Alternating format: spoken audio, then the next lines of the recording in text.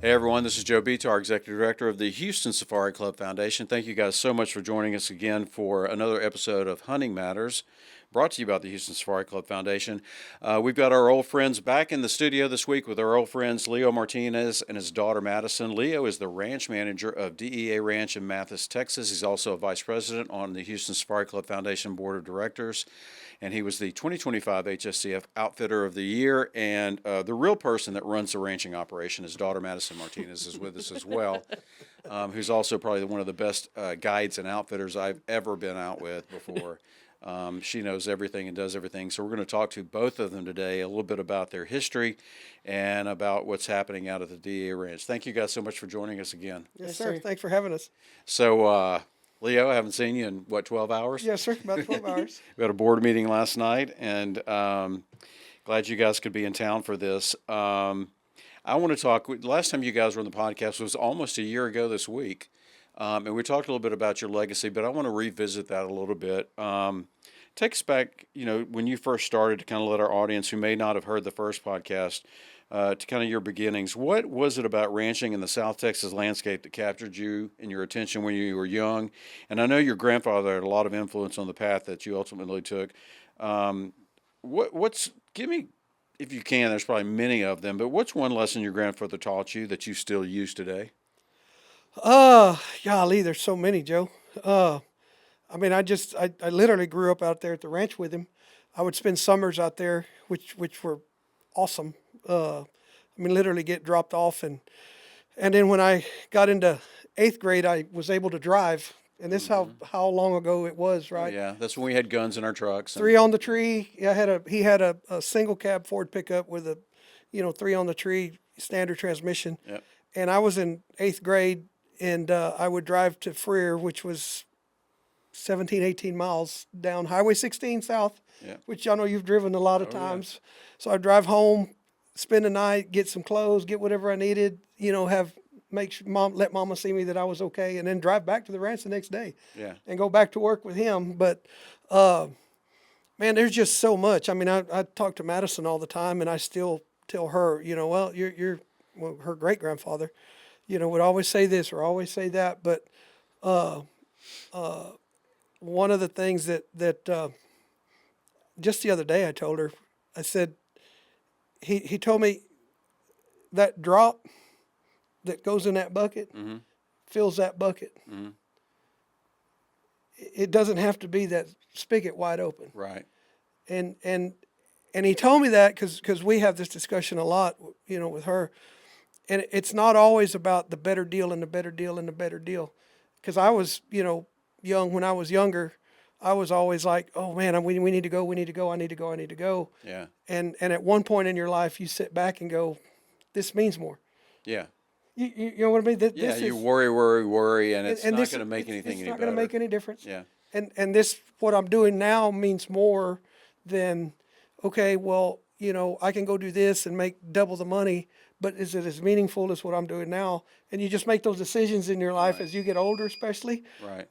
And so I think that was a big one to me was and as when you're young, you go, I don't know what he's talking about. Yeah. And then you get older and you think, I see what he's talking about. I get that drop in that bucket, slow down. It's okay. Yep. It's going to be all right. And you're going to, at the end of the day, you're going to be okay. That bucket's going to fill up. Yeah. Your bucket's going to be full. Yeah. And right now, my bucket's full. We're going to put that on a T-shirt for you. Is it something you always knew you wanted to do, or is it just because you were born into it? 100%. Yeah. I was going to do this. Yeah. I did.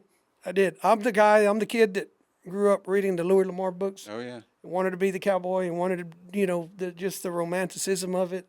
And, he did it. A big influence. My dad, was a giant influence in my life, and he hunted and he worked cattle, and I was always around it. And I looked up to him.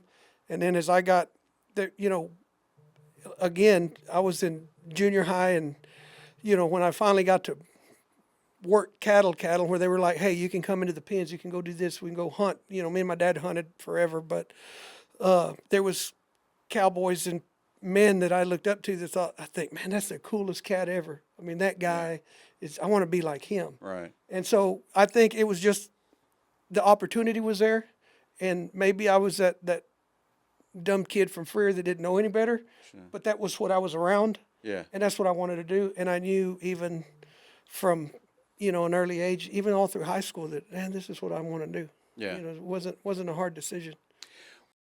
The Houston Safari Club Foundation's Worldwide Hunting Expo and Convention is back, January 15th through the 17th at the Woodlands Waterway Marriott. Explore worldwide hunting and fishing outfitters, gear, auctions, raffles, and banquets. $20 at the door, kids under 15, military and first responders free with ID. Learn more at WeHuntWeGive.org. Sponsored by Boyd's Hardwood Gunstocks, Capital Farm Credit, Cargill, Record Rack, Copandero, DEA Ranch, Genus Logistics, Gunworks, Revic, Way Engineering, Wildlife Partners.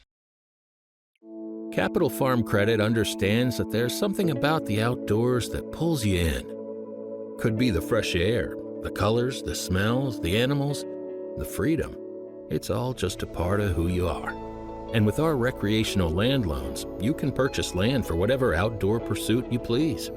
That way, the outdoors won't just be in your soul, it'll also be in your name. To learn more, visit capitalfarmcredit.com.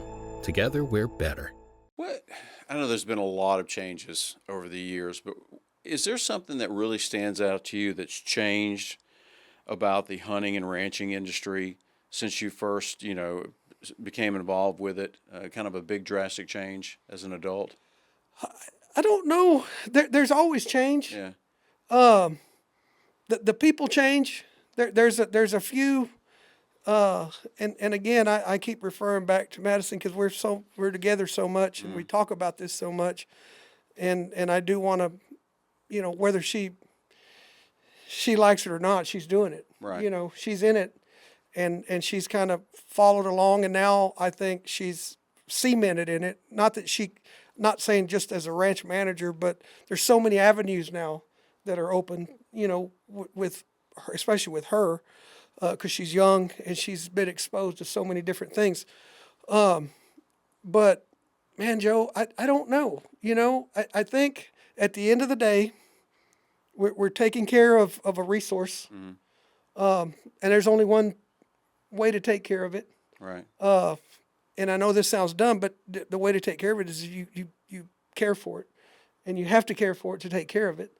Yeah. And so I think there is changes, but I don't think it's changed. Yeah. The monetary might change. Well, the deer worth this year, and then, you think, but you look back and you go, well, a deer hunt cost $7,500 10 years ago, and now they're $7,500. Mm-hmm. And you think, well, how did you make money? Right. Well, a lot of times you don't. Yeah. A lot of ranches, they make money, but I don't know, sustaining it with just the hunting is almost impossible, I think, nowadays. Yeah. And there's another reason why we're so diversified. We're always looking at Right. what can we do on the ranch to, offset some of the cost, because we're very try to be mindful of what the cost is. But I don't think I could put my finger on one big change. I Right. think there's changes, but it always comes back to there's a guy who wants to hunt an animal. Yeah. Yeah. That's it. That's the basics of That's it. the basics, and we got to have that animal. We got to have the best animal that we can get. And everything else is hunt it. kind of extenuating factors Everything's- and yes, sir. circumstances, and things change year to year. Year to year, but at the end of the day, it's that guy with this animal. I want to dig into the diversity of the DEA Ranch a little bit, but one of the Madison, you weren't there, so you didn't hear it, but you'll like to hear this. Your dad paid you a great compliment. He said, one time he said recently, the thing is my daughter Madison will sometimes say, we need to do things differently, or we need to do this, or we need to market this, or be on social media. I'm like your dad. I hate social media. I don't want to do it. I do it for certain reasons and things like that, but I could care less if you had pork chops last night and I don't want to see a picture of it. I think that your influence of your generation has had a great effect on the successes that you guys have, because you've got a new website, you guys are doing social media, you're engaging with professionals that do marketing and things like that. How does he receive that? Did you have to drag him into it, or? And you can be honest. Some here. of it. Yeah. Because it's all new and it's hard for him to understand, especially from way back then. I mean, we're going to graze cattle starting in September with collars on a phone. We'll never have to build a fence again. We'll never have to honk them over to another pasture. We'll literally just move them across with the phone. Yeah. And so we're sitting on a phone call with him, and they're talking him through him, and he was like, you might just want to tell her all the stuff, because she's going to be the one doing it, because I still don't understand it. Yeah. And they were trying to talk him through on the app, and I'm already like, okay. He said, the guy goes, fine. that's Like, true. we already have it. forgot. This was 2 days ago, 3 days ago. The guy goes, open up your phone, and you got the app. I said, I do. He goes, okay, now and this is, he's doing, okay, on the top right-hand corner, there's a little X. Yeah. You see the plus sign. And okay, now you can add a user. And I looked over at Madison, and I showed her my phone, and she goes, I got it. I said, I've already added myself. Just, And I said, oh, okay, well, she's on already. I don't like, know. Yeah. I'm going to go look at the cows and say, hey, it's time to work the cattle. We got to wean these calves. We got to do this. We got to do this. And I'm going to ask her, where the cows at? I moved them this day because this day, and we checked the grass, and she's on her iPad rotating cattle. Yeah.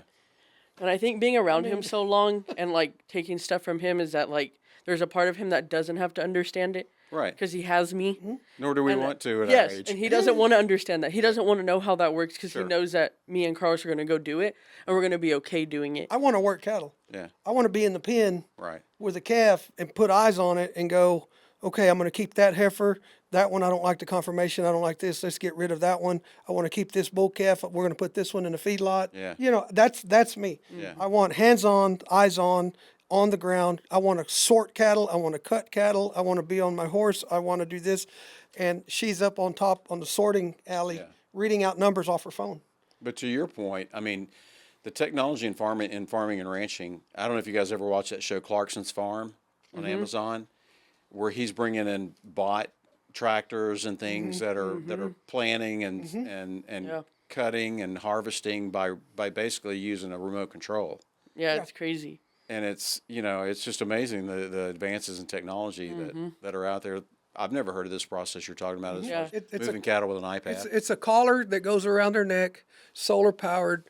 It's got a deal that it's not a shock collar, it's a beeper collar, and you set a boundary on your phone or iPad. So it's like an electric fence runs type. off a satellite, Yeah. and it trains them to stay inside that barrier, right? And so you can move one barrier, move another, and it moves them over.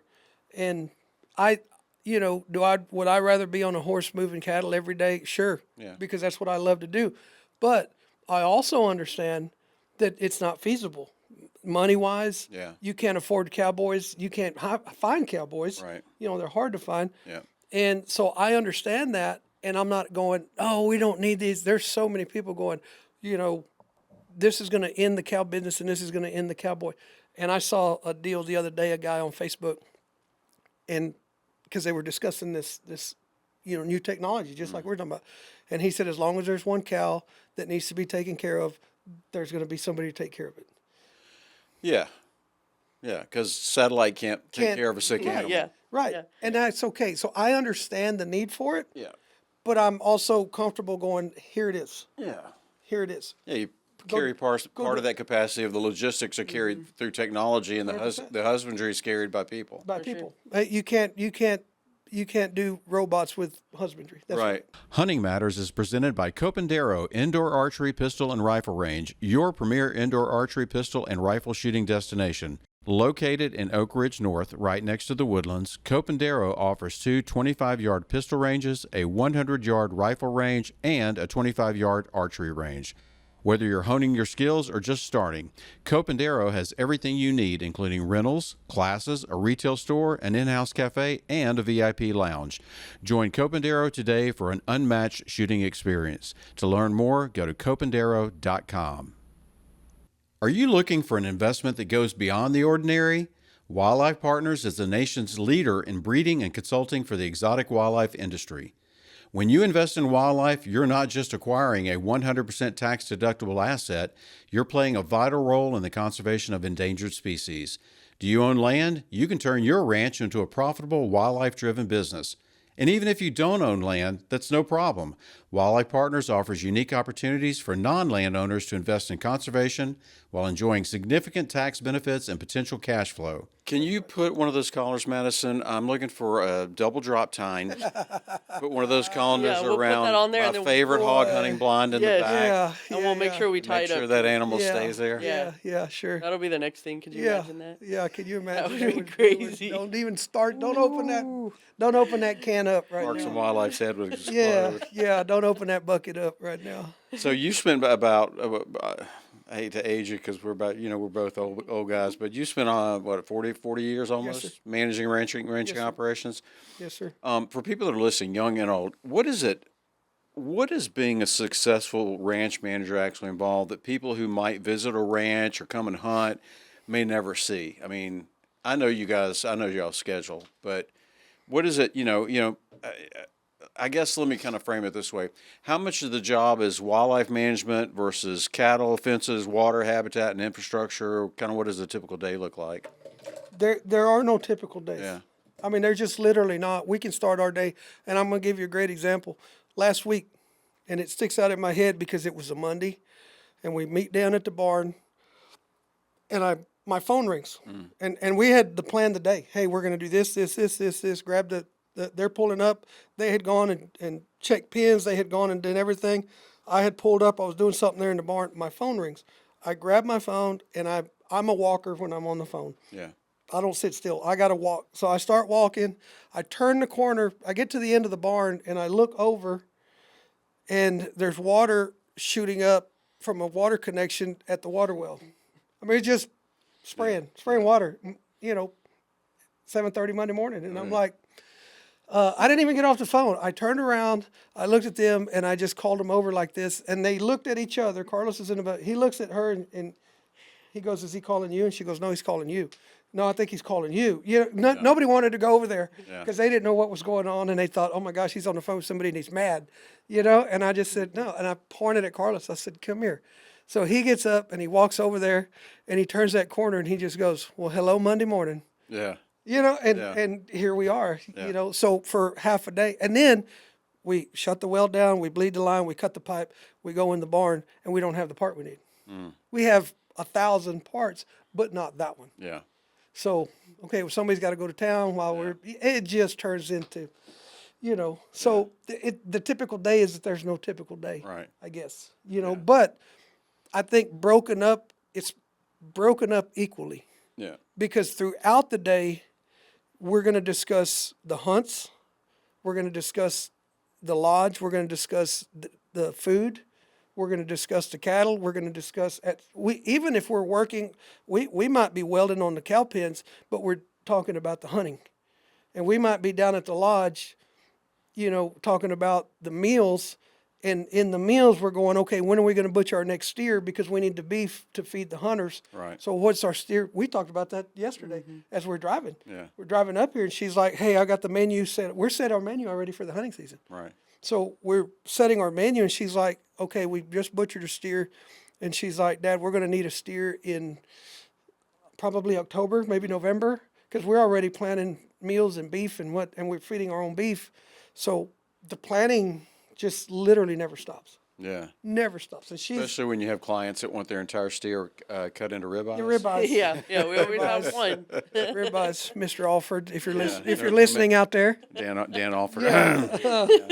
But and that's her part. And again, I know I probably don't tell her enough, but that she's the one that handles that because I'm more doing this and doing stuff on the ranch, and she's on the phone and she's talking to the processor and she's talking to the cleaning lady and she's talking to the cook and she's setting the menu, and I say it all the time, and I'll say it publicly. I can't do it without her because she handles so much of that.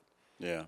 Madison, you guys combine a lot of different operations. I mean, your DEA Ranch is unique in a lot of ways. I know a lot of ranches. Let me take that back. I know there are ranches out there that do a lot of different things. Not all of them do. Some of them are just straight hunting. Yes, That sort of thing. You guys do native wildlife. You do exotic game. You do cattle production. You do hunting. You have event hosting. You've got a big event venue out there.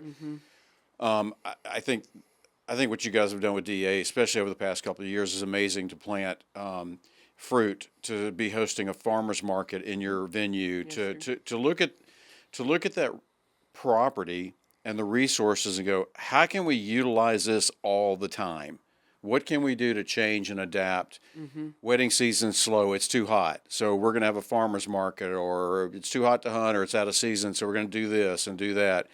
How do you guys balance all those responsibilities? Barely. It takes a really good team. Yeah. I will say that, and my dad has instilled that in me, to have a good team and treat them right and let them stay. And Carlos carries a lot. He is over the deer pens now, and he completely checks them on his own because we're doing 4 other things. And then he's thinking, okay, what about the wasp nest at the deer blinds? And I need to clean out the deer blinds because we haven't even thought about that yet. Right. Because we're planning for October and we're looking for elk, but he's doing this over here. And it helps to have someone even at the wedding venue that can handle that, where we don't have to be up there 24/7 doing that. And also working for our boss. He's a very, very good boss and lets us do 100%. what we please, and is open to everything. There's not any time that he has turned down any idea that we've ever had. And he gives us literally unlimited resources for what we need, and that helps a lot. Because if we didn't have those resources, we couldn't be where we are today. He doesn't look at us and go, what? Yeah. He's like, oh, yeah, We should try that. we should try that. Right. You know, he's very open, very supportive of what we do. And I mean, we just couldn't, she's right. You couldn't ask for anybody better to go team. Let's go. You know, and back to what she said with Carlos, you've got to, it doesn't matter what we do. It's what you do, what anybody does. You've got to understand that, you know, you got to have that guy that does the non-glorious stuff. You know, Carlos doesn't want to sit in here and do a podcast. Right. You would sit here, and after about 5 minutes, you'd go, dude, you got to talk. Yeah. I know Carlos. You got to say something, buddy. Let's go, buddy. He is a man of few words. He's a man of few words, but he's humble enough to say, I'm going to go clean out those water troughs. Well, the other thing you told me about him last time we were together out in the field is he said, the thing about Carlos is I don't have to tell him to do something. Correct. And you got to have, that's what I love Gotta see about it. people on my team, to have those type of people like you guys always. It's kind of a chain, because you can go to the ranch owner and go, we want to try this. And he's like, go for it. And if it works, that's great. And then on the other end, you have staff, like I have staff, that you love to just, I don't want to micromanage them. No. I want them to find, okay, there's a problem. You identify the problem, go fix it. And if you don't know how, come back to me and go, here's a couple ways we can address it. How do you want to handle it? And that's Madison can tell you, my famous saying is, you know, don't bring me problems, bring me solutions. Yeah. You know, bring me answers. Yeah. And let's sit down and talk about them, and then we can move forward with them if you can't fix it.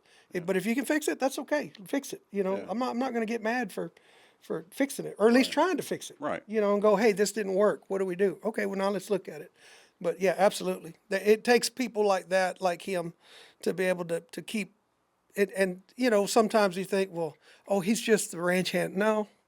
They're much more than that. Yeah. You know, they're just an important part of everything we do from top to bottom. Well, he's so quiet. He's almost invisible sometimes. He'll sit back and He observes a lot. we sat at that youth camp the other day, and I was going over some of the stuff with the kids of the ranch management, you know, and what we do, how we do it, and we were going over deer densities and how to figure out, you know, deer per acre and buck to doe ratios, and we've got kids and they got their calculators and we're doing this, and I look over, and Carlos looked like he was in a class. He was just looking at us like, and Madison, she saw me looking, and she walks over there and she goes, you've heard this 1,000 times. And he goes, yeah, I know. I've heard it before. He goes, but man, isn't this cool? Yeah. But you never get tired of doing it. You never get tired of hearing it. He's like a true testament of someone that loves the ranch Yeah. and loves what he does. Like, he loves the ranch, loves Dad, loves me, and we're like family. We treat him like family, him and his wife, but he loves what he does. And you have to. Yeah. You've got to. Oh, yeah, because it's hard work. It's hard work. Yeah. And he's over there doing it while we're here. Yeah. You know, but I know it's okay. I'm okay with it. Yeah. Because I know the ranch is in good hands, and I'm not worried about it. You know. So you guys, obviously you spend a lot of time thinking about how can we utilize all the resources and put the pieces of the puzzle together so when there's downtime here, you can do something else. And like I said, when this season's over, then this season takes off, and you guys have put together that puzzle to be successful, to always keep the ranch sustainable and always keep it producing and that sort of thing. Hunting Matters is presented by DEA Ranch. Are you looking for the ultimate South Texas hunting experience? Then look no further than DEA Ranch. DEA Ranch offers some of the best whitetail and exotic game hunts in South Texas year-round. Whether you're looking to fill your freezer or put that next hunting memory on the wall, their professional guides are focused on ensuring each client has a memorable and exciting hunting experience. DEA Ranch offers guided hunts, professional staff, chef-prepared meals, trophy preparation, and more. To learn more, go to dearanch.com. That's dearanch.com. When you're deep in the field, far from roads, hospitals, or immediate help, preparation matters. Global Rescue provides medical and security advisory and evacuation services to hunters worldwide. From field rescue at the point of injury or illness to medical evacuation and real-time support, Global Rescue teams are ready 24/7, 365, with operations centers staffed by experienced professionals ready to respond. Whether close to home or far from it, having the right support matters. Plan your next hunt with confidence. Learn more at globalrescue.com/huntingmatters. I'm kind of curious because I don't have experience with it. How do you guys balance cattle production and wildlife management? I mean, is it, well, we got to have certain animals here, a certain count, we got to have certain browse here? I mean, I know there's a whole lot of different things. That's kind of a hard question to ask, but you're running two distinct operations, right? So how do you balance that? It is. A lot of it, and they can coexist. Yeah. And a lot of people say, no, you got to have deer hunting. You don't want those stinking cows. And a lot of cow ranchers go, the old-time cattle ranchers go, I don't know why anybody would want to go out and hunt those deer. Well, they can coexist and be successful at both. And I think there's a lot more people figuring it out now. $7 a pound, 300-pound calves will change your mind on cattle real quick. When you're selling a 350-pound calf for $2,500, well, oh, wait a minute, we might need some more of these things. Right. But, luckily we've been building to this and setting up for this and getting ready for this. So it wasn't a big deal for us whenever we decided to, hey, we're going to go really hard on it, which was several years ago, right after we got there. And I mean, when we drew up a whole plan, we had a 6 or 8 page plan of this is our steps and we're going to follow it along. But they can coexist. And a lot of it is just management, Joe. We don't overgraze. We don't, your deer population's got to be right, your density. And it's just a lot of staying on top of it, homework. I had a guy tell me 40 years ago, 30 years ago, 25 years ago, I don't remember where or who or when, but I was on a ranch, and he said, you manage for drought and pray for rain. Yeah. So we manage for drought. We don't overstock it.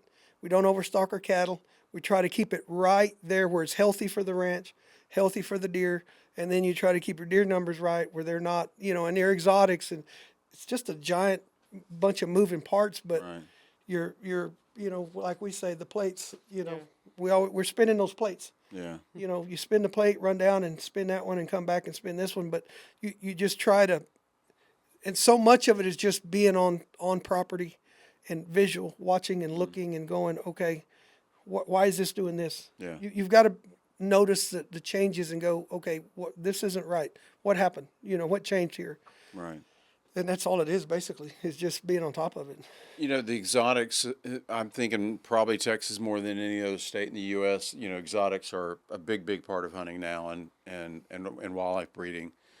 Madison, how do you guys decide what exotics you're going to have on the property? Is it demand? Is it past history? Because you got whitetail there. Obviously, you guys deal with whitetail, and you got the cattle.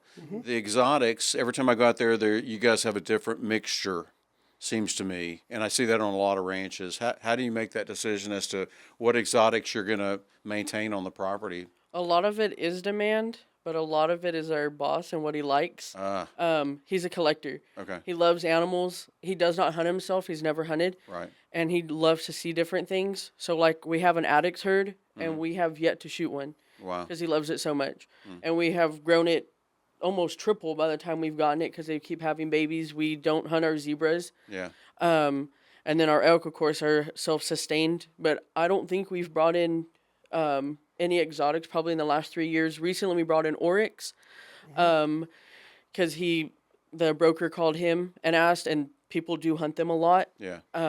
So they're delicious. They're yes. great eating. My favorite. Yes, they are. And so we've sold a couple of those already. But other than that, it's really just what he wants at the time and if the market is right. Because it depends. They go down and up, just Sure. like cattle. They go up and down. It's hard for us to sell a $12,000 animal because we do remember where we're at. We are in Mathis, and have to really watch what we're doing with price-wise. But And he's a conservationist, doesn't Yeah. even realize it probably. yeah. Yeah. I mean, we've got a sandbar herd. Mm-hmm. There's very few ranches that have sandbar on them. Right. And he bought it like 5 years ago and was Yeah. like, hey, He called me up. we have Yeah. 3 of them. Yeah, you know, guy called me up. He's got some sandbars. Should we get Mm-hmm. them? And I said, yes, Yeah. please. And he brought them in because nobody has them. Right. So he brought them in, and they're doing well now. And Except for that several hundred that they trapped or whatever, Yeah, thousand of them they trapped off of that off of the powder horn. Yeah, Yes, yeah, yes. yeah. Somebody's got them. Oh, yeah. I know who. Yeah. Yeah, I know who's got them. Yeah, I so know who's do got I. a bunch of them. So do I. But yeah, that she's right. That a lot of it is dependent on what what we come across and what he comes across, and what we're gonna do with them. Yeah. But yeah, and some of them like that, like the sandbar, we might do a hunt this year. We finally got the herd built up. Really? Yeah. I saw one the other day. I've never had sandbar. Are they Yeah, good to eat? I don't know. I have no idea. They're filthy animals. yeah. I'm sorry. Yeah, they they love are. that They mud. really are. Yeah. But I think they taste like mud cats. yeah. Oh my gosh. I don't know, but and I say that the zebras, we love the zebras. They're Yeah. beautiful animals, and I say we're not going to hunt them, but eventually we might. Yeah. We get somebody that goes, "Hey, I need a zebra," and I'm Yeah. like, "Okay." Well, Yeah. we have 3 studs, so we're going to go ahead and hunt one. Right. And that's conservation. Yeah. You're returning the money on the investment that you've had for the last 2, 3, 4, 5 years or Right. however long. So yeah, no, and nothing is unhuntable. Right. It's just right now, some of the animals we're building the herd, and some of them we're like, okay, we're absolutely going to hunt these animals. Yeah. So And we don't just go out and buy No. exotics like crazy. no, Because we do understand that there is a stalking rate on the ranch Mm-hmm. no matter what. Because we do run cattle and deer. And deer are our biggest market is what we sell number is one deer. seller. Yeah. Right. Exotics are usually an add-on on our side. Really? Mm-hmm. That makes sense. It's like you said, I mean, South Texas is known for whitetail. Yes, I mean, South Texas is synonymous with Yeah. whitetail deer and big whitetail deer. And you guys offer the elk and the exotic game along with bird hunting as well. The bird hunting last year was fantastic, and I know you said the dove are really Thick. Right. all over the place right now. I travel a lot with work going around the United States, and there are low fence operations and there's high fence operations. One of the things that I have conversations with people, oh yeah, you from Texas down there hunting high fence deer and in a pen, blah blah blah. Besides that, what do you think is one of the most misunderstood things about hunting in South Texas? So we do a couple of out-of-state hunting shows. Yeah. We do the show in Harrisburg, Right. and we just recently did a show in Virginia that was really good. We were the only outfitter from Texas there, which is great for us. Oh yeah. We got a lot of attention. A lot of people. We had 2 people, because we keep track. We literally write down how many people come up and go, "Oh, you're high fence, never mind." And we had 2 people out of the whole weekend in Virginia that were not upset, just going, "Oh, well, you're high fence, never mind." Right. It's not we don't want to do that. But I think the biggest misconception is just because we are high fence that it's easy. Oh, it's easy. Oh, you can go to South Texas and shoot 180-inch deer anywhere. Yeah. Well, good luck. Yeah. It's not easy, and they're not under every tree. Right. And I think that is probably one of the biggest misconceptions. Right. Is that, oh, y'all hunt over feeders? How hard can that be?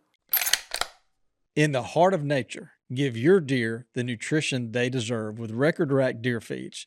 The premium feeds support antler growth and overall herd health. Whether you're a wildlife enthusiast or a dedicated hunter, Record Rack deer feeds provide essential nutrients for a thriving herd. Choose Record Rack deer feeds for optimal deer nutrition. Visit recordrack.com to learn more.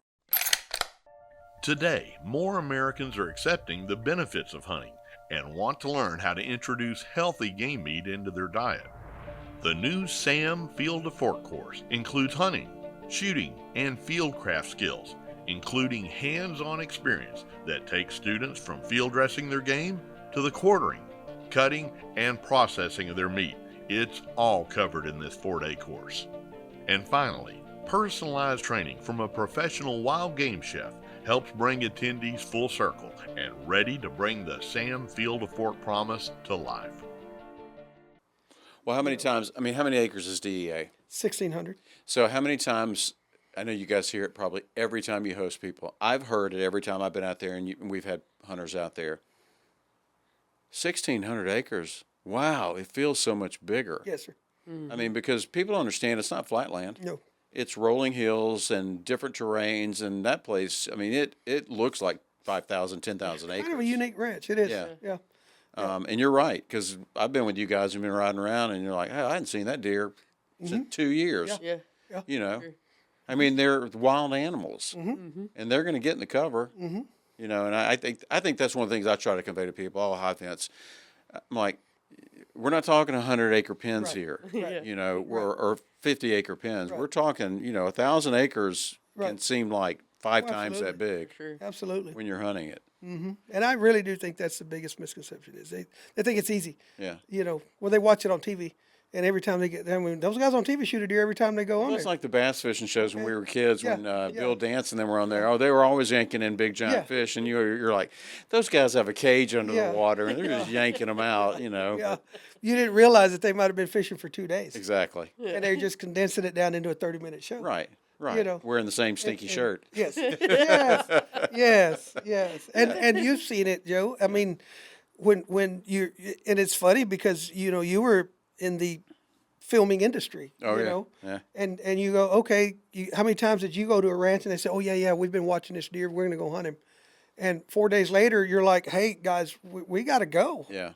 Well, he was here, and I don't know where he went, and it's not easy. That's why you've been involved in it too. That's why you always, in outdoor television, they used to always say, don't pass the deer that you shoot the last day if you see it on the first day. That's Yes. right. Don't wait, Don't don't wait. wait 4 days. Just Because I've been roll. in the situations, I've been stuck up in Canada going, Yep. we got to get a bear. And Yeah. I saw one on the first day, and I thought that's a pretty good bear, but if I'm going to be here for 4 more days, I'll just hold off. Yeah. Yeah. Yeah. Don't ever do Never that. see another one again. Don't ever do that. Great. Yeah, we had an elk hunter that passed on a hunt 2 or 3 years ago, Yeah. and there was 2 guys hunting, and I was hunting them together, two and one. I was guiding 2 guys, and we stalked up on these elk. They were wallering in a pond, and I said, "Man, that one on the left is a big one." I said, "We ought to kill him." And the guy they had decided to, you go first, right? He's like, and they wanted to hunt together, and so he was like, "Nah, man," and we just got here. I mean, we hadn't been on the ranch an hour. And just so happened that we saw him and Yeah. stalked up on him. And, man, his buddy's like, you really ought to kill that animal. You Yeah. really ought to kill it. And he's like, no, man, what if we see something else? And I said, man, I'm not going to force you into nothing. So we leave. The next morning, I said, hey, we're going to go do this. And his buddy goes, well, I'll just go sit on that pond. That way you can take care of him. Yeah, I'll be back. I mean, it got hot mid-morning, and this joker comes in and goes right back into his water hole, and this guy smokes him. It's a 350-inch elk, Oh, wow. and his buddy's like, well, maybe I should have shot him. Well, yeah, you probably should have. Yeah. So but you don't pass him on that first morning just because it's the first morning. Right. So, yeah. What do you guys enjoy guiding for the most, Madison? I like deer. I like Yeah. whitetail. Whitetail. Yeah, because I mean the elk are fun too, because everybody probably thinks they come into feeders, but Yeah. we stalk those like crazy. And we were just talking about it at lunch. I said they you hide. have 4 this year. They're very elusive. 'Cause Yes. I have been on that property. They are. How many times? 20, 30 times? Yeah. And I've seen elk maybe 3 times. Yes. I mean, It's they're a hard sneaky. hunt. Yeah. It's a We really were hard we were hunt. eating lunch today, and as I had eaten half a dozen raw oysters, and I was eating some fried catfish, and she looked over at me and she said, "You realize you got 4 elk hunts this year, 5 elk hunts this year that you're going to have to be walking on, right?" And she said, "You might want to take it easy on that fried catfish." I'm just being honest. I was just like, like, I'm straight really? up. I said, I don't even. She said, "Might not want to eat them French fries," you know. Like, I'm being straight up. She's just picking on me, but and then it just kind of really put me. I was like, "Oh my gosh, I got to start walking," I was like, you because have we 4 walk weeks. so much. with Yeah. it. She loves the deer hunts. I enjoy the deer hunts. I think I really like the elk hunts. I mean, it's challenging, and man, we're calling and we're walking and we're, it's not a gimme hunt by any Right. means. They are tough to hunt. I think people forget that, people who have hunted or have watched outdoor television, maybe they haven't hunted elk, they're picturing, you're up in Colorado, you're calling during the rut, that sort of thing. But you guys call too. Absolutely. I mean, the elk here in Texas go Absolutely. into the rut, Same time. and you guys are calling them. Late September, early October. Yeah. They're blowing and going, and so are we. I mean, we squeeze our hunts into those 3 weeks, 4 weeks. Right. And I mean, I had a guy call me, and he's like, "Well, I can't hunt here and here. I mean, I can hunt in December." And I was like, I said, "We can hunt." I said, "But it just makes it harder." Yeah. And he's like, "Well, what do you mean?" And I said, "Well, it's already hard." I said, "But the rut's over. They're winding down. They're laid up." I said, "And they're hard to find." Yeah. And he's like, "It's an elk." And I said, "Yeah, Right. it doesn't matter." I said, Yeah. "They are hard to find." I said, "And we'll do it, but just know that it's going to be a different kind of hunt because it's just not the same animal as it is when they're rutting." Yeah. And they do it at the same time, Joe. I mean, Yeah. it's crazy to hear them bugling. Have you always liked the whitetail the most? Has that always kind of been your favorite? Yeah, because I was raised around it more with him. Right. The ranch that he was at first, when I first got into it, they had some exotics, but it was deer and deer pins. And I love whitetail. I can look at them every day because they're all different. And we see, the other day I was driving around and I texted him. I said, "We have a 150 over here that we haven't seen at all." I said, "I haven't seen him." I said, "So we need to start sitting here or put cameras out because we have 4 150s that we're going to need in about 2 months." So I just like them because they're always different. You never know where they're at. You can't really pattern them either. You can't really do that. Especially during the rut. They're all over. Yeah. It's crazy. They'll walk halfway across that ranch. It's amazing. When you guys manage deer at the DEA, I know every hunter wants something different. But from a management perspective, there's calls, and then there's those that are considered trophies. Do you, I'm going to state the obvious because in this crowd, but people who are listening may not know, are you guys looking at harvesting 5-year-old, 5.5-year-old when you're looking for most of your trophy animals? 6 and 7. 6 and 7. Okay. Okay. 6 and 7. Yes, sir. Really. So the old thing of when they hit 6 and 7, they're really going downhill doesn't always hold true. No, Because I think that's a misperception. it is. They go, 5, 5.5, that's No. a shooter deer. No, no. 6 and 7, they're going to start going down. We look at our management deer at 4. I won't look at a deer until he's 4. Okay. I won't even. I mean, we'll get pictures of him Yeah. to track. So okay, next year let's see what he does. Let's see what he does. But when they hit that 4, then it's like, okay, what are we going to do with him? We're going to keep him. We're going to let him go, or we're going to take him out. But 4-year-old is that to us? That's the number that we're looking at. What kind of buck to doe ratio do you guys try to maintain on that property? We're at about 1 to 1.5 right now. Okay. 1 to 1.5. Everybody will tell you the optimum is 1 to 1. There's some people that like it less, Yeah. which I don't. Yeah. Them bucks will kill each other. Right. And I get the 1 to 1. We're probably going to try to drop it a little bit this year, and that goes back to we were in a drought, and Imagine that in South. Yeah, hey, we're either going into one or coming out of one. Yeah. And to be honest with you, I don't, I'm not going to hold nothing back. You can ask me any question, and I'm going to tell you truthfully. And sometimes we're just goobers, Yeah. and you get behind because you do have hunts, and you think, okay, well, I only have 5 more does to shoot, or I got 6 more does to shoot, and it doesn't seem like much, and you think you can get it, and then you get through 6 hunts, and you're like, I'm not going to go sit out for does. I'm just not going to do it. And people say, well, why don't you sell those hunts? Well, what's the value of a doe hunt? Okay, what's the value? You tell somebody, hey, yeah, you can come shoot a doe, but I got to drop them off. Yeah. I got to pick them up. I don't want them to sit by themselves. Not that I don't trust anybody, but I just don't trust anybody. Sure, I get it. Because what if there's a deer standing behind a doe? Yeah. And it's not that they're going to shoot that deer, but what if they make a mistake and go, okay, I'm going to go get excited. I'm going to shoot this doe, but there's a deer behind it and shoot 2. Yeah. Or the bullet goes through, wounds one, and then they don't even know it. So you have to have somebody with them. Yeah. So it takes a whole day of someone doing that, and not that it's not worth it to us, Yeah. but when we have cattle and we have market days and we have cattle that we need to butcher and we've got exotics that we need to, deer pens that we need to go check, is the $600 that you're going to make off a doe hunt worth us not going to check our Right. feedlot? Right. Well, no. So you're either checking your feedlot at midnight, or you're not doing it at all, or you're making $500 on a doe hunt. Well, that steer those steers in that pen are worth a whole lot more than that $500 doe. Not trying to downplay your does, Yeah. but then people get mad because they're like, well, why don't you let people go hunt for free? Well, you can't. Right. You just, from an economic standpoint, Right. you just can't. And it's Here, hard. I'll open the gate, and you guys You just go do what you good want. luck and hope you shoot the right deer. Yeah, or a cow, or a Right, calf, yeah. or, oh, that black calf looks like a pig. We thought it was a pig. Yeah.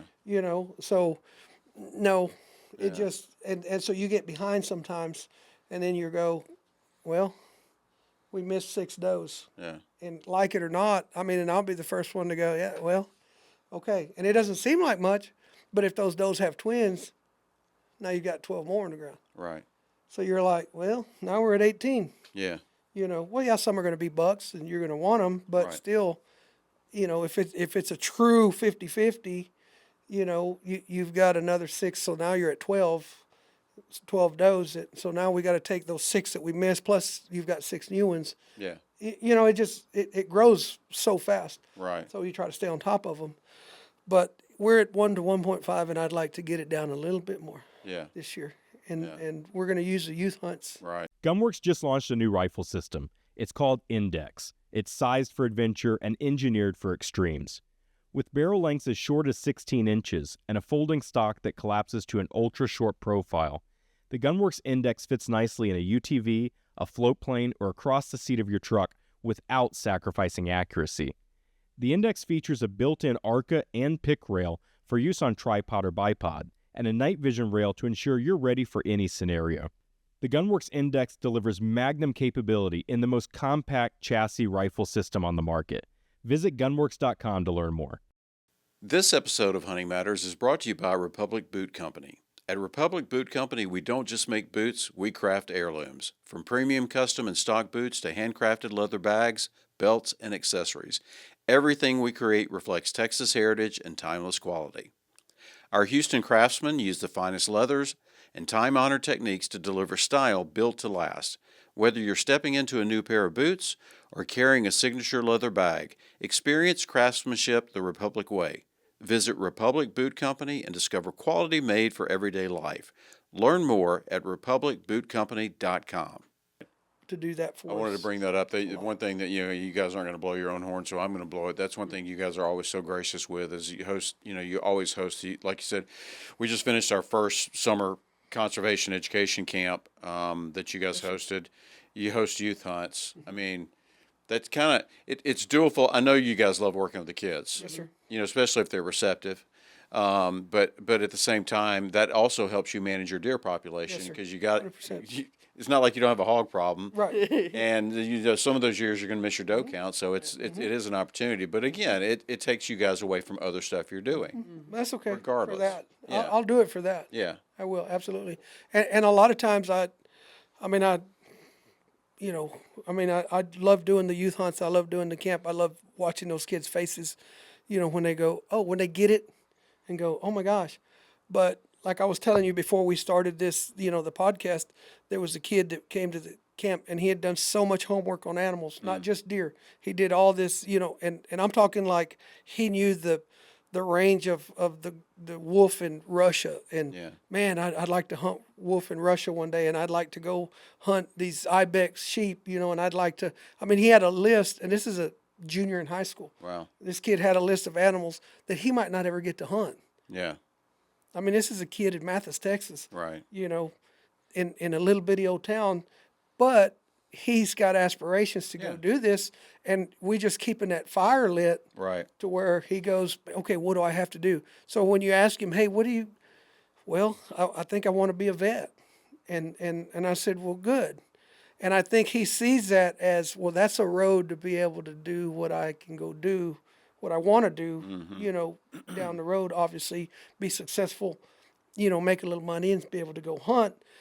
But the reason I do it, and I know I haven't ever told you this or, you know, whatever, but I was that kid. Yeah.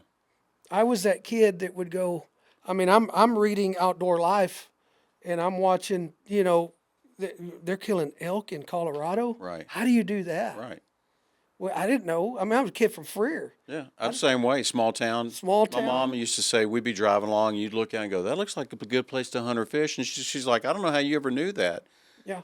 It was just in me, you Yeah. know. And I used to root Field and Stream, Boy Scouts, you know, it's kind of, Yeah. and you know, she would end up Jack taking me out to O'Connor, shoot a BB gun because she said, you drove me nuts. I had to take you fishing and let you go shoot a BB gun because you were driving me nuts. I bought a, you know why I bought a 270? Yeah.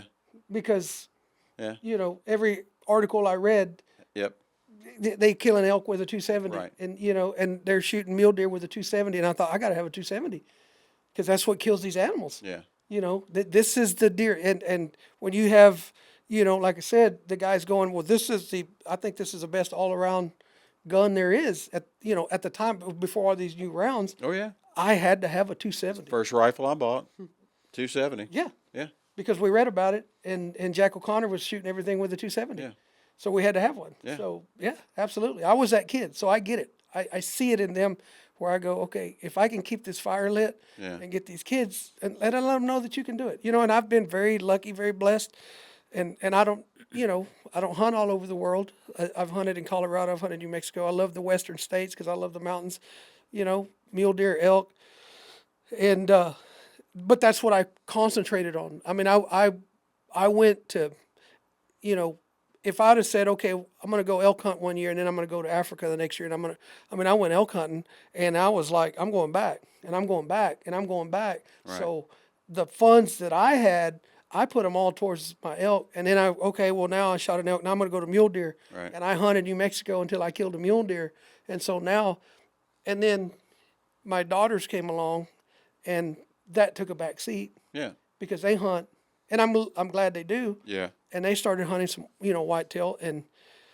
But I want those kids to have that fire that I had and know that you can go do that. Yeah. You can go do it. Two things there's been two things I've observed at DEA with you guys that are, and I've done a lot of youth hunting stuff. Two of my favorite things. First is the fact, Madison, that you're a woman doing what you do. Mm-hmm. And I see these high school girls come in and you're a role model, whether you want to call yourself that or not, but you're a role model. Mm-hmm. Because they come in and are like, wow, her girl can do that. Yep. She can clean a deer. She can clean turkey. Mm-hmm. She can train giraffes. She can do this. And I think that opens it up. And I know we talk about, you know, over the years, all generations are talking about, you know, female empowerment and all this stuff. And there's nobody in this room who doesn't think a woman can't do just about anything a man can do. Mm-hmm. You're living proof of that. But I think to have that, especially girls at that age, at that high school age, that are seeing that you can do what you do and you do it so successfully, I think is a huge thing. So kudos to you. Thank you. The other thing is one of my other favorite experiences is there was a youth hunt that you guys had that I was there, and there was that kid Leo that didn't speak to anybody the whole weekend. Right. Obviously came from a difficult background, and I remember him sitting in the rocking chairs on the front porch, and we were talking to him, kind of, you having a good time, blah blah blah.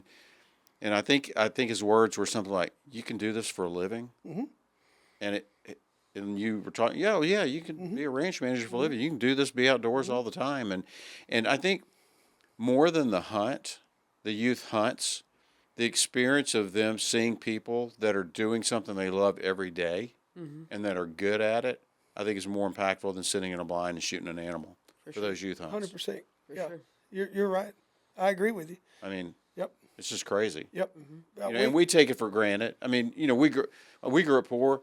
Right. You grew up poor. Yes, sir. I mean, we don't take it for granted, but I think as you get older and kind of get distance from it, you kind of forget what it was like to be 15 years old and not have anything. And all of a sudden you're exposed to this foreign world, and it's like, well, this is cool and scary and different, and I've never seen the end of my block, and now here I am in this big universe. And I think the best thing about it is they get exposed to, there's more than just the school and the end of your block. Oh, right. Right. And there's more opportunities out there than me just staying in my neighborhood. I mean, we've all dealt with some pretty, kids from pretty difficult backgrounds. Sure. For sure. And I think just like this kid who's like, I'd like to go shoot a wolf and, things like that. I think that's probably from my standpoint, my favorite, what I feel is most impactful, that these kids are exposed to a whole new world. I mean, I don't care, some of them are disappointed they don't get to shoot something.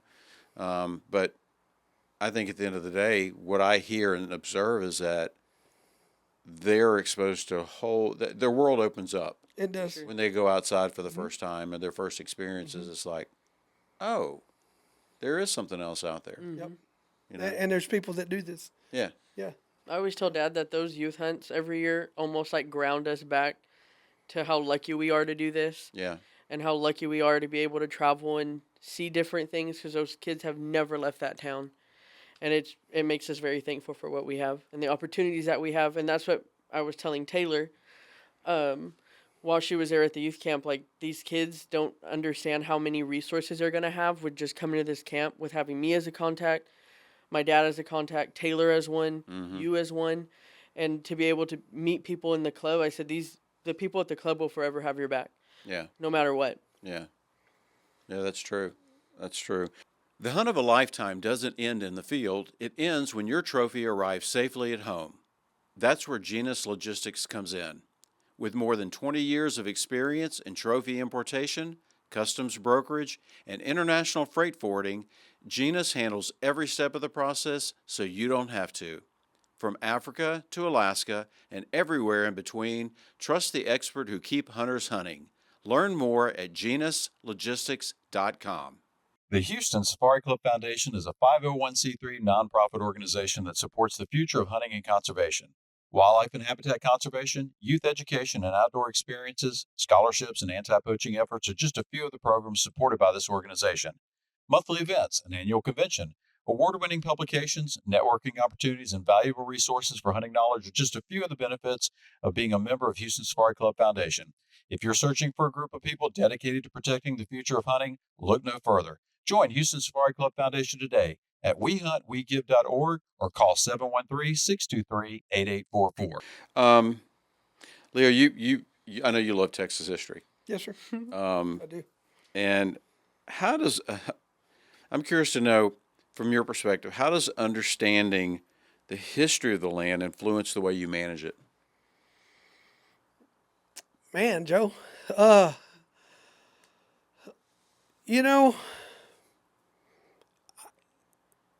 had never thought about that, but it absolutely does. You can look at I obviously don't have a library. I have a lot of books. Yeah. And I read a lot of books. I'm going to give you a shameless plug. I mean, I read your book in about 4 days. I just wouldn't set it down, because once I start reading it, I'm hooked. I'm like, okay, man, my goodness, what's going to happen? And I do that a lot when I read. And of course, read a lot more sitting in deer blinds all the time because it's how we scouted before cameras. Right. We used to have to sit. Imagine that. Yeah. Have to sit in a deer Actually blind watch with and see what's binoculars, with binoculars and a notepad. When we were kids, Yeah, we ate rocks and we liked it. Yeah. So we sat in a deer blind with binoculars and a notepad and Right. wrote down what bucks we saw. So we always had books or magazines in my backpack that I would read. Right. And I read a lot of. Most of my books, and you can ask her, the ranching books. And now she blames me for it, but she's the same way now because she reads so many ranch books, the history of different ranches, and not just in South Texas, but she bought one the other day on the Lamb's Head Ranch, in Albany, and it's been around since the 1800s. And Watt Casey and that guy is just, they're instrumental in that area, with what they did. And she reads it. She comes in and she'll be like, "Did you know that?" And I'm like, "Yeah, it's cool." She's like, "Oh my gosh, they've been there and they do this and they do that." And even though they're up there, they do the same things we do here. Yeah. Right. But I guess to answer your question is, I think just preserving the tradition is big with me. Yeah. And I manage the ranch. To me, I'm just very old school, and I love the tradition, and I hate change. I don't like to change things. Yeah. I don't. Yeah. And I know you're laughing, and she's laughing, because we just If it ain't broke, don't fix it. and this and a little earlier we just talked about change. Sure. And the change is going to happen. Well, thank goodness Madison. Yeah, thank Madison's goodness around. Madison is there. But I honestly believe that I do it because I try to maintain that history and that tradition on the ranches. I did some background on our ranch. I say our ranch, the ranch that we live on right now. Yeah. And I try to find out what happened and who owned it and what they did and why they did it, because I'm very big on tradition, and I love the history of the ranch. I love the history, the tradition. We work cattle. The last time we worked cattle, I had a guy out there barbecuing, and we ate. I invited the neighbors. Yeah. I don't know if I told you this, but so we worked I wasn't cattle. invited, so I wouldn't know. We work cattle. You have an open invite, sir. I know. So we worked cattle, and I had a guy come in and we barbecued. We had some of our own beef, and the people that came in and worked to help us brought their kids. So we had 5 or 6 kids. I had my grandkids there. At one point, we stopped and let them get on a calf and ride a calf, because they wanted to, be bull riders. One of the little boys, and we're holding a calf, and so I invited the neighbors, and at 12 o'clock we stopped to eat lunch, and all the surrounding neighbors. We have 3 neighbors. They came over with their wives, Right. and we sat down at this giant table in the cow pens and ate lunch. And it's funny because one of my neighbors across the road, he's an older gentleman, and he said, "Man, I don't remember the last time I've did this." And he's a cow guy. He has cows. And so it's nostalgic, Yeah. but it also keeps good neighbors. Yeah. But it's a tradition of, hey, we're working cattle, let's invite the neighbors Right. and come eat. And so we all had a great lunch, and then we went right back to work. And they sat there and said, "What can we do to help?" We're like, no, we're good, but we just hang out. And so they hang out. They got to hang out, and we got done, and we just talked cows, and we talked not about cows, and just they laughed at the kids, and we had a great afternoon working cattle. Yeah. And I think that's so important with the way the world is moving, to let the kids know that this is the way it was done. Yeah. I mean, we branded calves, Right. and because we brand still,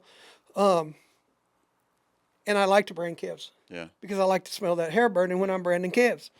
You're a sick man. I am. I am. It really does. I do. But I think it's cool because they get to know how this is how you do it. If you took a split screen and you're watching a TV, Yes, sir. it's like a direct link. If you had one side that was black and white, where you saw the old vaqueros and Yes, the old sir. cowboys and stuff behind the Yes, chuck sir. wagon, and what you guys are doing today, Yes, sir. it's the same thing in a Same different thing. era. Same thing. It's kind of cool. It's 100 years later, Yeah. but we're doing the same thing. It's kind of cool. Yes, sir. It's like carrying on a legacy. That's what we talked about. Yes. Yeah. Like we changed when we got there. We made a new logo, shortened the name a little bit, almost rebranded it to get Yeah. going again. but we never lost the legacy of it. Never Right. will, and that's what we want to carry on That's right. for Yeah. sure. And he's taught me that, and it helps a lot with the ranch. Especially, I mean, it's just like that. We're gonna do collars, but it doesn't change the way we're gonna work the cows. We're gonna do it Right. the same in the spring and in the fall. Just There's like still we've always cows at done. the end of the Still day. cows, Yeah, and you there's still still need cows. people to work them. Yeah. And the guy who works the cow is a cowboy. Right. So, we're going to carry on that tradition. And at the end of the day, and it's funny that me and you are talking about this because me and you talked about this last night. Yep. She used the word that was used last night. Yeah. She wasn't sitting there. Right. It's legacy. Right. We're going to carry this legacy on. Yeah. It doesn't have to be me. It can be her. And it's going to be her. Yeah. And it's going to be my grandkids that are going to carry this legacy on, but they're going to know how to carry it on. Right. Because we're showing them how to carry that legacy. Right. Exactly. What is it? Work smarter, not harder. Yes. Yes. Yeah. Yes. Yes. Madison, I want to talk to you from your perspective as a young woman. Conservation is a word we hear thrown around a lot. It can mean different things to different people, but what does conservation mean to you personally? We just talked about this at the youth camp, and we really instilled it in the kids to learn conservation. And what it means to me is really in every aspect of my life, there's conservation because it starts with us here. Yeah. And we always go back to holistic resource management, and everybody's important, and you treat everybody the same. I love it when you use big words. Yes, yes. And that's what conservation is. But it's also just taking care of what you have. Yeah. And it's taking care of your home, taking care of the ranch, taking care of the animals. And it's not so much, there is times where we haven't shot does other than the youth hunt probably in 2 years. And we need to, we know. Yeah. And that's part of conservation on our side. But at the same time, we're conserving their habitat by mowing. We have our biggest quail population this year than we've ever had in the last 5 years because we've been mowing correctly. We leave strips for them. Well, there's a guy I know So- that told your dad about this certain mowing technique to help manage turkeys. Yes, yes. We did do that. There's a guy named Bill Walker, Yeah. and I don't know if he'll hear this podcast because he's older than me, and he's that guy that's going to go, I ain't listening to that nonsense. But when I was Count time on the sundial. Uh-huh. Yes, sir. His calendar's still in 1958, but he was a great guy, and he was my neighbor, and we were doing that, and I had just forgot. Yeah. I had forgot. I'm not gonna lie, I forgot. Yeah. Till you sent that deal, and I was like, "Well, hello, dummy." Yeah. And this was back in the early 2000s, and I was doing it, and then they started doing it, and we were doing it at the same time, I think, without even realizing that we were both doing it. And one day we're on the fence lines, and he said, "What are you doing?" Because I was on the tractor, and I said, "Well, I was just going through, and I had a disc, and I said, I'm bare spots. I hit the bare spots to disturb the soil to get grass to grow. Yeah. And because there's nothing growing, there's a reason it needs to be disturbed. It's been impacted for 100 years." Right. And I said, "What are you doing?" And he said, "Driving around with a tractor, hitting the bare spots, trying to get." We're doing the same thing, right? Yeah. And he goes, "I wonder if there's a name for this." And I said, "Well, I don't know." He said, "Well, I call it Iowa." And I said, "Iowa?" I said, "What's Iowa?" He said, "Idiots out wandering around." And I said, "There you go." Yeah. So that's what we do. But that's what I. But it's the little things like that. it's- You just forget. Yeah, I forgot that we did that. We would just go around and not pick. And then you sent that deal, and I thought, well, dummy, you know that. You know that. Yeah. It's not a straight I line. didn't. We have I some never thought groundbreaking- about It's it. not a straight line. It's Yeah. not a. It doesn't have to be perfect. Oh, we're not mowing the lawn. Right. We're not doing checkers to. I remember you telling me, telling some of the people at the ranch that this is Yeah. what you want to do, and they're like, "What?" Yeah, I told the guy. I said, "Get on a tractor." I said, "Just go." I said, "Don't have to be straight. Just go down, follow the creek." I said, "Go around trees," and they were like mow it. I'm like, Leo's lost it. yeah. I'm You're like, like, no, yeah, don't, we need to get him don't in a mow hole. it He's all. slipping. Don't mow it all. I said, just mow strips, but not straight. So you don't want me to get here and go this way? No. Just wander gonna- around. But last more week you happen. yelled at me because I missed a strip. Yeah, exactly. So, that's exactly what I told. I said, just wander around. Just wander around. Yeah. And they were like, okay, guess what we'll do. And but Yeah. we were doing it 20 years ago. I just forgot. Yeah. Just Be reminded. It's one of those. and one of you those got to things- get reminded. One of those things that's obvious and you just forget. Yeah. So, Madison, what's your? I know you do a lot. You wear a lot of different hats. But kind of what is your primary role there at the ranch? Is it just everything, kind of whatever the day brings you, or? Pretty much. My biggest thing is paperwork side of things, the logistics Oh, boy. side, the fun part Yes. that Leo doesn't want to do. Yeah. Because he wants to sit in a deer blind and look at deer.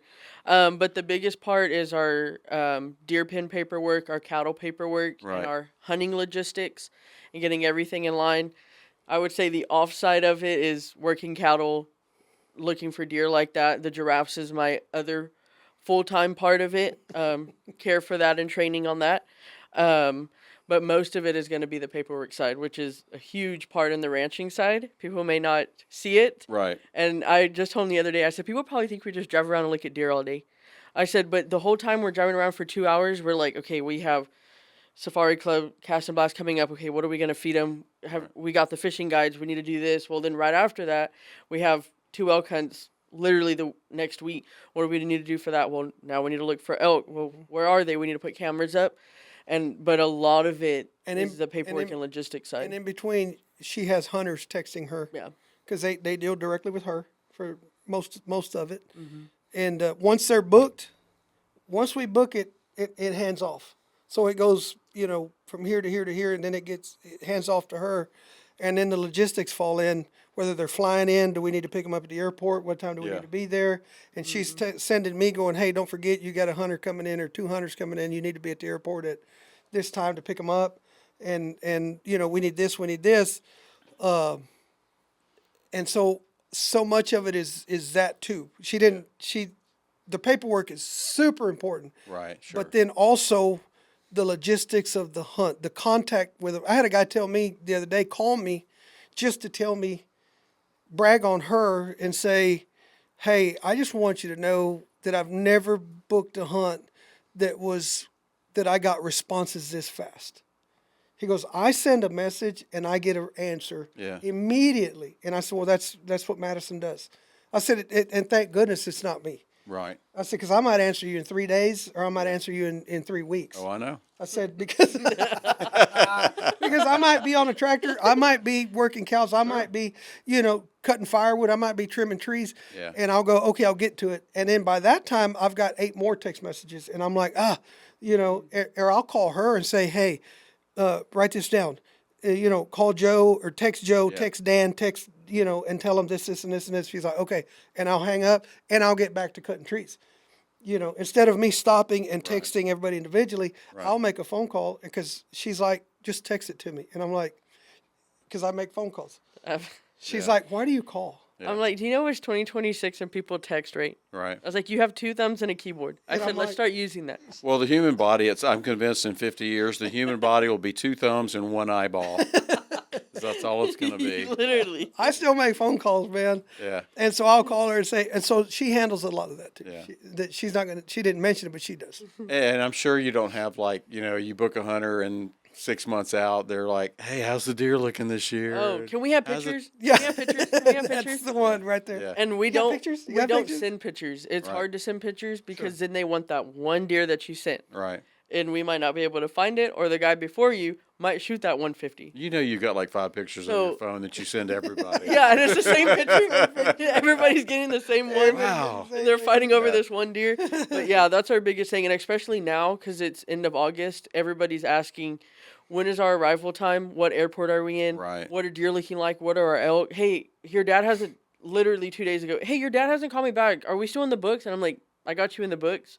He's literally trimming trees down your driveway with a man lift so they don't hit your window when you're trying to shoot an elk. Right. That's what he's doing. Right. But I'm on there telling him what rearranged- airport to fly in. We rearranged deer blinds the other day. We moved some deer blinds that weren't as productive.